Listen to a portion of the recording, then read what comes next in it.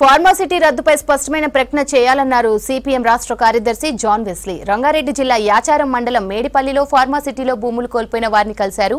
రైతుల సమస్యలను పరిష్కరించకపోతే ప్రభుత్వంపై ఫైట్ చేస్తామన్నారు. బలవంతపు భూసేకరణకు సిపిఎం వ్యతిరేకమన్నారు. రైతులకు రుణమాఫీ, భరోసా, బీమా పథకాలు అమలు చేయాలని డిమాండ్ చేశారు జాన్ వెస్లీ. అట్లాగే వాళ్ళకి ఇస్తామన్నటువంటి హామీలు అమలు చేసేటట్టుగా ప్రభుత్వం చర్యలు వేసుకోవాల్సి ఇలాంటి కార్యక్రమం ప్రభుత్వం వెంటనే తీసుకోకపోతే ఇక్కడ ఉండేటటువంటి యాచారం, కందుకూరు గ్రామాల్లో ఫార్మా పేరుతో భూముల సేకరణ జరిగినటువంటి గ్రామాలన్నింటినీ సిపిఎం నాయకుల బృందాలంతా కూడా పర్యటిస్తాం. ఆ గ్రామ రైతులు, ఆ ప్రాంత రైతులంతా కూడా ఒక సదస్సు నిర్వహించి భవిష్యత్తు పోరాట కార్యక్రమాన్ని రూపొందించడం అనేటటువంటి జరుగుతుంది. ముఖ్యమంత్రి రేవంత్ రెడ్డి దీని మీద స్పందించి రైతులకు న్యాయం జరిగేటట్టుగా చర్యలు తీసుకోకపోతే తప్పకుండా ఇక్కడి నుంచే పాదయాత్ర ప్రారంభించి సీఎం యొక్క ఇంటిని ముట్టడించేటటువంటి కార్యక్రమాన్ని కూడా రైతులు వెనకాడరు. అలాంటి పోరాటానికి సన్నద్ధమవుతారు.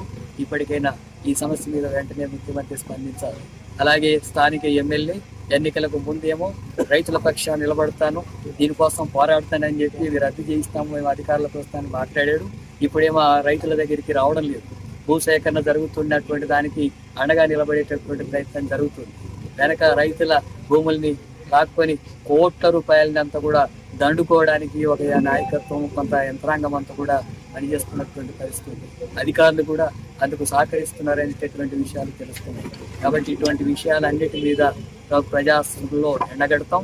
ప్రజా వ్యతిరేకమైనటువంటి పద్ధతిలో నిలబడితే స్థానిక ఎమ్మెల్యేకి కూడా తగిన గుణపాఠం చెప్పేటట్టుగా రైతులు సన్నద్ధం అవుతారు. ఇప్పటికైనా ఎమ్మెల్యే రైతుల పక్షాన నిలబడి ప్రభుత్వంతో ఒత్తిడి తీసుకొచ్చి ఫార్మా భూములనంతా కూడా బలవంత సేకరణ లేకుండా రైతులకు భూములు వచ్చేటట్టుగా చర్యలు తీసుకోవాలని కూడా డిమాండ్ చేస్తారు.